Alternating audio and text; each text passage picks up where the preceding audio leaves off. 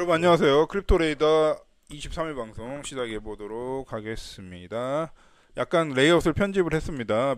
여러분들 이제 슬러시 이렇게 보이는 거 있지 않습니까? 미스터벨린.org 경로명입니다. 슬러시 미스터벨린.org 슬러시 mbgm25 이렇게 접근을 하시도록 좀 간략하게 요약을 해봤습니다.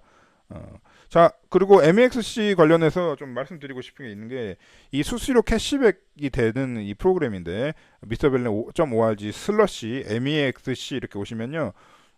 그 제 리퍼럴로 해가지고 이렇게 가는 건데 여러분들 그 익스체인지 리퍼럴 많이 보셨죠? 크립토 유튜브 보면서. 근데 제가 사실 익스체인지 리퍼럴 안 좋아하거든요. 예? 왜냐면 우리 회원들한테 뭐 가치를 뺏어가는 것 같아가지고. 근데 이제 서로 좋게 제가 꾸몄습니다. 원래 MXC 파트너를 하면요, 여러분들이 일로 리폴로 가입해 보시면 해주시면 여러분들의 그 수수료 있지 않습니까? 그게 이제 저희 커미션으로 제 커미션으로 들어와. 근데 그거를 20%를 제가 드려버렸습니다, 여러분한테. 예. 그래서 전체 얘네들 50% 주거든요. 거기서 30 원래 50%를 제가 다 원래 기본 디폴트 설정이 여러분들한테 공유 드리는 게 0%야. 근데 제가 설정한 거예요. 근데 맥스가 20%더라고. 그래서 저 30, 여러분도 20. 어때요? 페어죠? 저 30, 여 20. 거기서 50을 주는데 저 30, 여러분 20. 좋잖아요? 그죠? 그래서 제가 맥스가 이제 20%더라고. 그래서 10% 캐시백이 됩니다. 그래서 여러분들이 트레이딩을 막 하잖아. 선물 트레이딩, 현물 트레이딩. 거기서 수수료가 나올 거 아니야. 뭐 되게, 근데 MXC 자체가 수수료가 싸요, 원래. 근데 거기서도 또 이렇게 들어간다는 얘기예요. 그러니까 여러분들이 선물이나 그 특히 선물을 이제 제가 절대 추천드리고 싶지 않습니다만은 선물하시면 꽤 수수료 꽤 나오잖아요. 거기서 이제 20%가 캐시백이 되는 겁니다.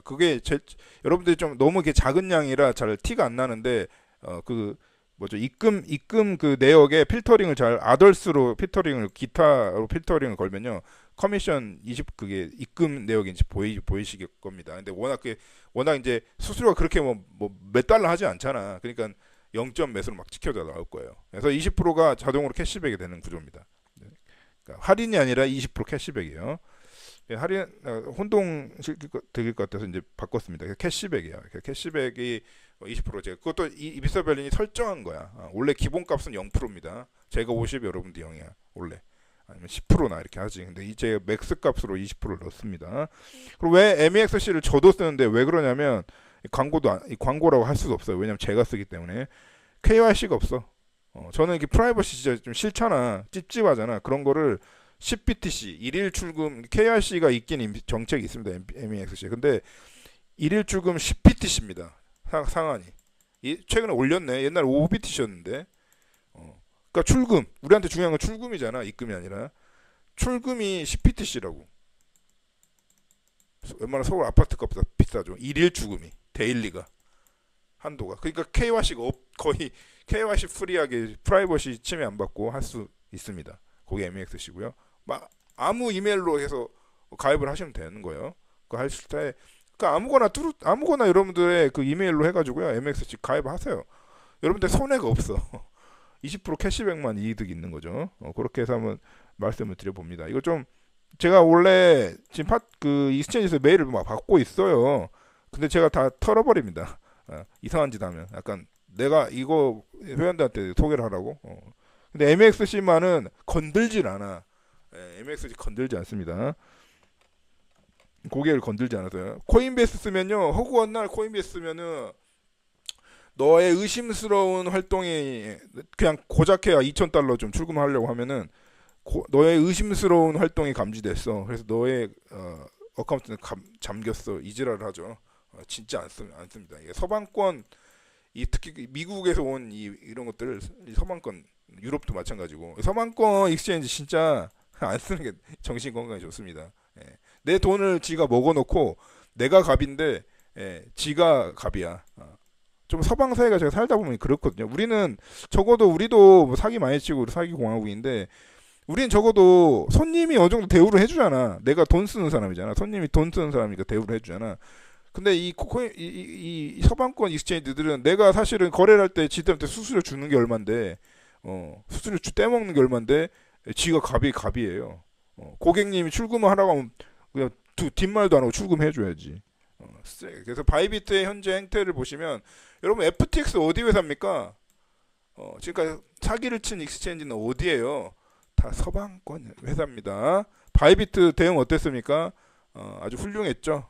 솔직하고 담백하게. 예, 그리고 고객들의 돈이 이렇게 묶이는 상황에 대비해 가지고 그 만평이 하나 있거든요. 제가 잠깐만요. 자기들 돈 부어가지고 이제 자기들 돈 부어가지고 이제 고객 돈 돌려주잖아.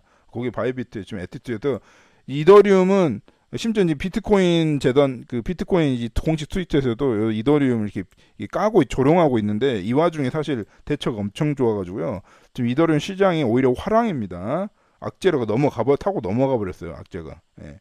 그래서 어떻게 보면 혹시 알트장 알트 본장을 시작을 알리는 그 신호탄인가 생각이 들 정도로 아주 긍정적인 영향을 미쳤습니다. 예. 부정적인 영향이 0도 없었어요. 그럼 북한 박씨 그 아저씨 있죠. 해킹 무슨 북한에. 그래서 전혀 지금 팩트가 없습니다. 팩트가 없이 입으로만 떠들고 있어요. 자, 팩트는 여러분 만평 못 찾겠네. 이따가 보여드릴게요. 팩트는 뭐냐면 요겁니다. 요것만이 팩트고 이벤트입니다. 사건이라고 얘기하는 순간 무슨 범죄 사건 같잖아. 아직 특정인이 특정되지 않았는데 이거를 하여튼 어떤 그 해킹이라고 보여지는 활동을 한 그가 특정이 되지 않았습니다. 법원에서 다룰 만한 그런 증거가 나와야만 이 특정을 할 수가 있는데 특정이 안 됐는데 그걸 사건이라고 얘기하면서 바이비트 해킹이라고 얘기하면서 핵이라는 용어를 쓰면서 이 어그로를 언론 플레이를 하고 있는 겁니다. 그 어그로의 언론 플레이의 원상이 어디입니까? 아캄이 아캄. 여기서 제일 재미 본 건 아캄과 그 무슨 트위터 어제 제가 말씀드린 그 트위터 처음에 리포트를 했던 그 보안 전문가라고 하는 사람. 제가 걔 스레드 쫙 보면은 제가 개발자인데 보안 전문가? 그냥 이런 월넛 같은 거 돈 이동하는 거 이렇게 추적하는 추적 전문가인 것 같아요. 아시겠죠? 뭐 이렇게 이동했다는 거 자금이 그죠? 그리고 그 우습 진짜 이거 보고 제가 딱 확신을 가졌는데 바이비트 해커라는 누명을 누가 써요 이거를 진짜 해킹을 하는 특히나 노스코리아가 했다며 노스코리아 국영 해킹 집단에서 이런 거 씁니까? 바이비트 해커라고? 이 자체가 이미 증거입니다. 언론 플레이의 증거예요. 그리고 그 언론 플레이의 최고 핵심은 아캄이에요. 아시겠죠? 미스터벨린 소개는 그렇습니다. 아시겠죠? 뭐 저도 이제 팩트 체크가 다 안 돼. 저도 이제 뭐 제가 여기다가 팩트 체크하기 위해서 여기다 조사 제가 노력을 드릴 리가 만무하죠. 다른 일 바쁘니까. 그렇지만 제가 딱 개발자님 입장에서 딱 봤을 때 이 바이비트 해커라는 이름을 쓸 리가 없습니다. 이름 아예 안 적죠. 아시겠죠? 그래서 이 아캄이 하는 게 뭐 이렇게 월넛을 까서 보여주는 이제 월넛을 까서 보여주는 이제 애들이거든요. 그리고 또 로고도 펜타곤, 미국 펜타곤처럼 이렇게 해놓고 되게 정치적이고 되게 언론 플레이, 소셜 엔지니어링에 능한 하여튼 그런 서비스 같습니다. 그래서 얘를 여러분들 얘를 제일 믿지 마세요. 얘를 제일 믿지 마시면 됩니다. 그래서 아무튼 뭐 알트장 5개 만들고 싶은 건가? 뭐 모르겠습니다. 누가 이렇게 쓰냐고. 이게 증거입니다. 이게 모든 게 다 이게 자 CG도 맞장구 치고 이렇게 나눠서 막 긴 이렇게 영어를 막 이렇게 레터 같은 걸 썼는데요. 아무튼 나는 어쨌든 사건의 원인이 철저히 분석되길 원하고 그 바이비트 행동이 아주 칭찬할 만하다는 얘기입니다. 근데 어쨌든 간에 FTX는 이제 클리얼리 이제 프라우드라는 얘기죠. 이제 깔끔하게 이제 사기고 근데 이제 이 벤 그 CEO죠. 바이비트 굿잡이고 Maintaining Transparent Communication입니다. 뭐 투명한 커뮤니케이션 하고 그 다음에 책임감 있게 이 사건을 뭐 이렇게 처리를 했습니다. 자, 아무튼 여기서 프론트엔드 언급이 되고 있고 이더리움 자체적인 사건도 아닌 게 이제 이더리움의 오퍼레이션에 그러니까 실제로 비트코인 이렇게 조롱을 하고 있어도 이 비트코인은요 UX 사용자 친화적인 UX UI 쪽에 레이어 쪽에 이제 뭔가 사용자 친화적인 서비스 있지 않습니까? 비트코인 이더리움 네트워크 그 자체 말고 그 위에서 이제 사용자 편의의 레이어를 제공하는 그런 서비스들의 양이 이더리움이 압도적으로 많아요. 비트코인 쬐끔해요. 그러니까 비트코인 디파이가 3이잖아요.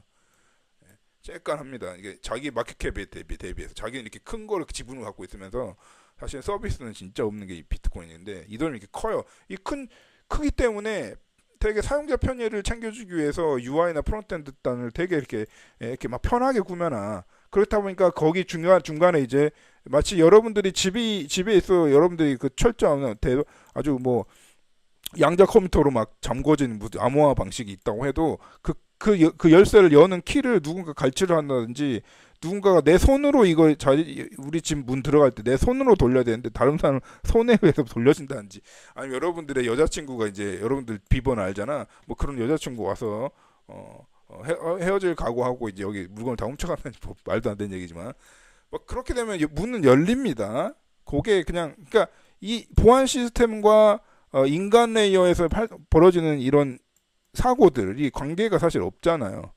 예. 보안 시스템에 자기 방식에 맞게 키를 돌리면 열어줬을 뿐이야. 근데 그거를 잘못한 건 어디죠? 휴먼 레이어죠. 그거를 이제 CG가 얘기를 하고 있는 겁니다. 자기 인정했어. 이게 프론트엔드 쪽이라고.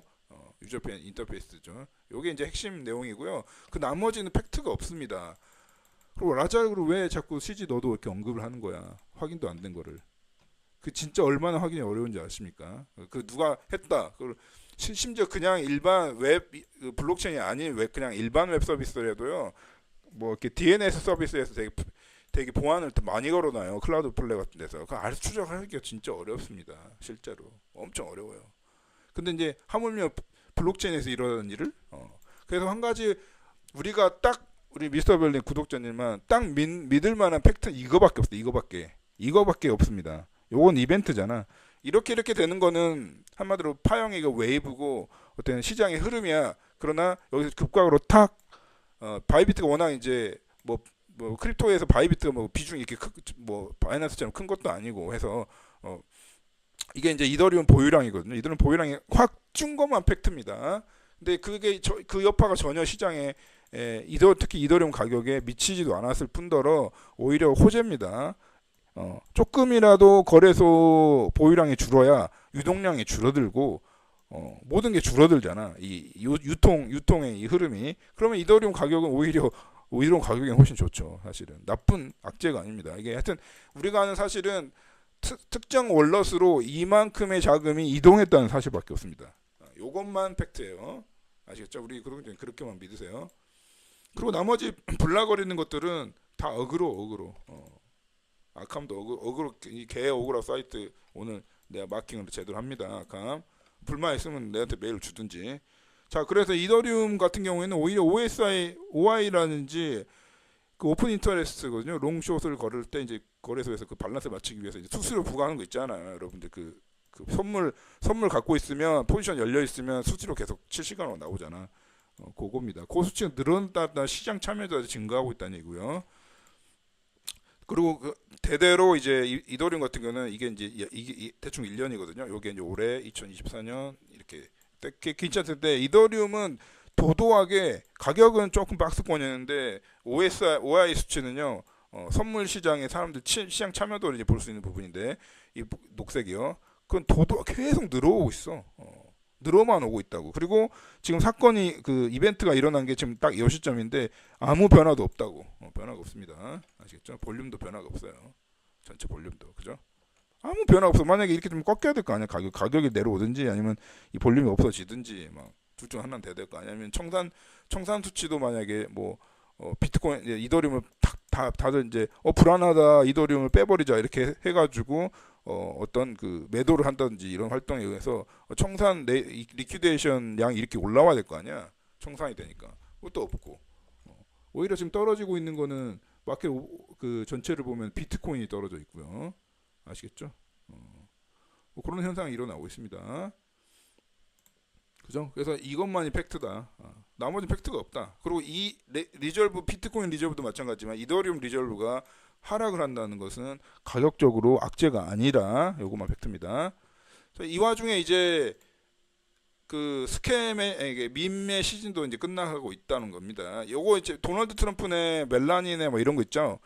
도널드 트럼프가 뭐 이렇게 갖고 있네 어쩌네 막 이런 거 있죠. 이게 다 아캄에서 나온 거야. 어그로 그 아까 사이트 있죠. 펜타곤 아이콘.